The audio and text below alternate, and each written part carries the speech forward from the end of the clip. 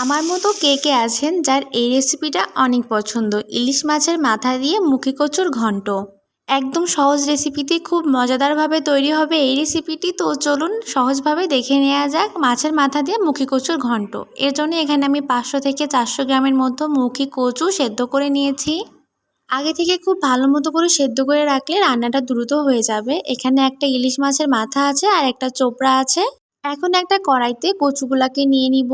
তার মধ্যে পরিমাণ মতো পানি দিব। এখানে যে যার পছন্দ মতো পানি ব্যবহার করতে পারেন। আমি এখানে 4 কাপ মতো পানি ব্যবহার করেছি, কারণ ঠান্ডা হয়ে গেলে কিন্তু কচুটা অনেকটাই জমে আসবে। এখন দিব পরিমাণ মতো লবণ আর দিব হলুদের গুঁড়া, সাথে দিব হাফ কাপ মতো পেঁয়াজ কুচি, দিব কিছু রসুন কুচি আর দিব কাঁচামরিচ। কাঁচামরিচের পরিমাণটা এখানে একটু বেশি করে দিতে হবে, কারণ কাঁচা ঝালের পরিবর্তে আর কোনো ঝাল এখানে ব্যবহার করা যাবে না। ঢাকা দিয়ে কিছুক্ষণ রান্না করা হয়ে গেলে এখন ঘুটনি দিয়ে এইভাবে কচুগুলোকে সব ঘুটে দিতে হবে। যতটা পারবেন ডালের মতো করে এরকম মিহি করে করে নিতে। দেখতেই পারছেন ডালের মতো একদম পাতলা হয়ে গেছে। কিছুক্ষণ এটাকে আবারও ফুটিয়ে নিব, ফুটিয়ে চুলা থেকে উঠিয়ে নিব। এখন একটা কড়াইতে নিব পরিমাণ মতো তেল, তার মধ্যে দিব পেঁয়াজ কুচি, সাথে দিব কিছু রসুন কুচি।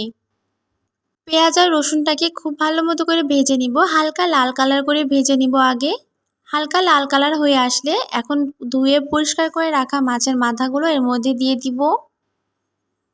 পেঁয়াজ রসুন যখন হালকা একটা বাদামি কালার আসবে তখনই কিন্তু মাছগুলো দিয়ে দিব।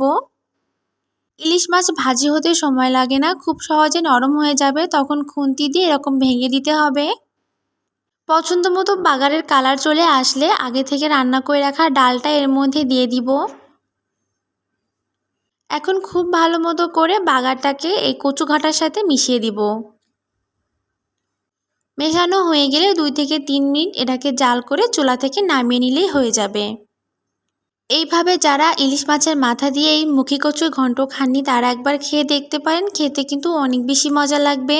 এইভাবে একবার ইলিশ মাছের মাথা দিয়ে মুখী কচুর ঘন্ট খেয়ে দেখতে পারেন, আশা করি অনেক বেশি ভালো লাগবে।